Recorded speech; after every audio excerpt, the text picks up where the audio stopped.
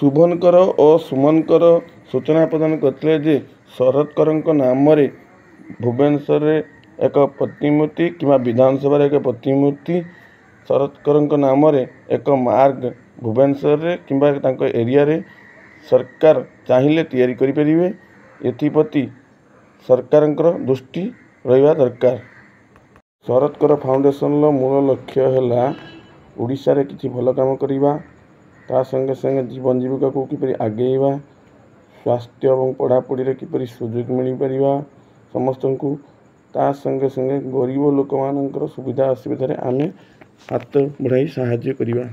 यह आमर मूल लक्ष्य। फाउंडेशन ले 3 जन को सम्मानित कराइला जन को शरदकर अवार्ड जन को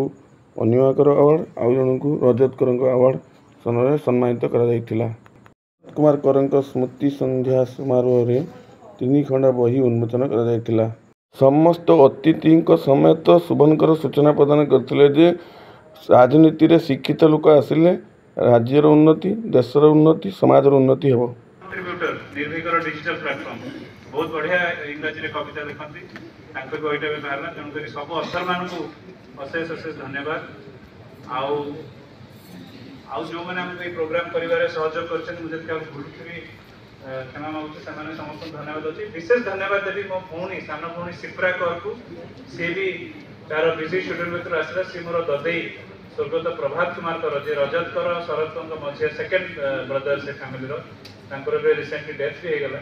से झील मो सान भौणी से बहुत बढ़िया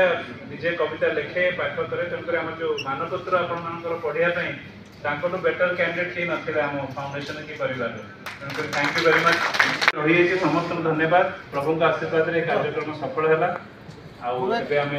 डिनर पे जा प्रोग्राम औपचारिक भाव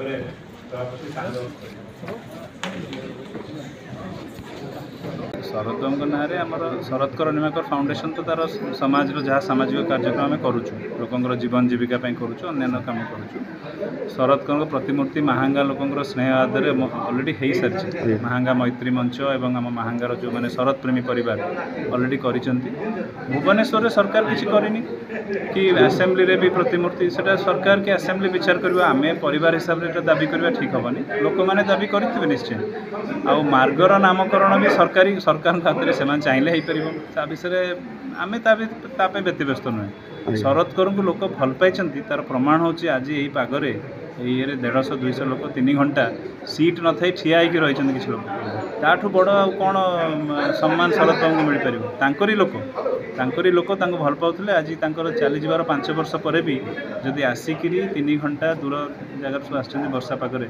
रहिले शुणिले स्नेह श्रद्धा देले आम परिवार प्रति ताठू बड़ सम्मान कौन आज उन्मोचन बही गोटे बही होती शरद बाबूर भूमिका तुलसी विधानसभा बाचस्पति थे से रिसर्च ओरिएंटेड बही रूलिंग से आसेम्बली कौन कही कौन कौन घटना बेले घटी आप जानते हैं ओडिशा रे अनेक बाचस्पति भितर जब 3-4 जन ना नि जाए शरद बाबू ना सब नि जाए कहीं से बहुत से भाया कार्य करते 4 वर्ष जो पीरियड थिला ता छड़ा आउ गोटे इंग्लिश कविता बही आम बाहर करूँ तार कारण भी मुझे कहली सी आम रेगुलर कंट्रीब्यूटर आम निर्भीक भावना यही 3टी बही आम प्रकाश करूँ से बही आम बिक्री कर भी ना से बही आम छापिक लेखक मानू देदेलु सी जहाँ को देवे वितरण करेंगे इच्छा। वयोज्येष्ठ व्यक्तित्व श्री उत्सव महापात्र जे बापा को बहुत भल पाती सहयोगी थे सी अनुभूति लिखिं करूँ राजनीति में कहीं शिक्षित लोक मैंने आसुना absence of intellectuals in politics से बहुत बढ़िया भाषण देले शरद बाबू विषय भी कहले मुख्य अतिथि प्रफुल्ल चंद्र घड़ई पूर्वतन मंत्री मध्य से कथा कहले जे किसी कारण रही जाऊँगी जो शिक्षित लोक मैंने राजनीति को आसवा चाहूना और जोटा समाज में बहुत जरूरी यदि शिक्षित लोक न आसबे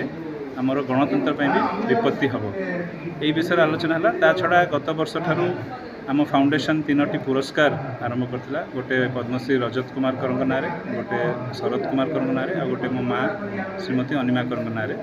से 3 जन आसिक अवार्ड रिसीव कले आमर सुजित कुमार जे सांसद अच्छा राज्यसभा सी शरद कुमार कर मेमोरियल अवार्ड पाइले এটা आम युवक मानक दौ ये अवार्डटा तो सी युव सांसद हिसाब से पाइले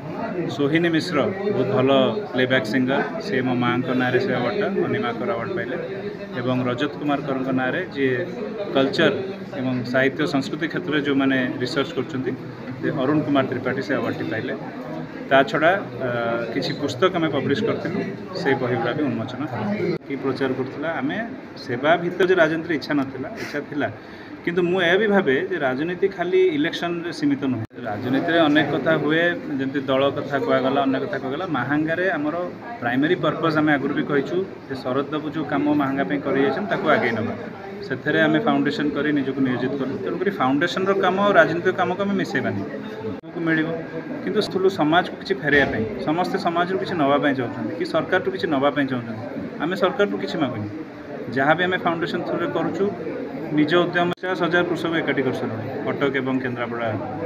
तेणुक अनेक कम हाथ को नहीं फाउंडेशन उद्देश्य होची ओडिशा पई किसी भल कम करने लोकंर जीवन जीविका केमती आगेब लोकंर स्वास्थ्य एवं से पढ़ापढ़ी सुजोग केमती मिले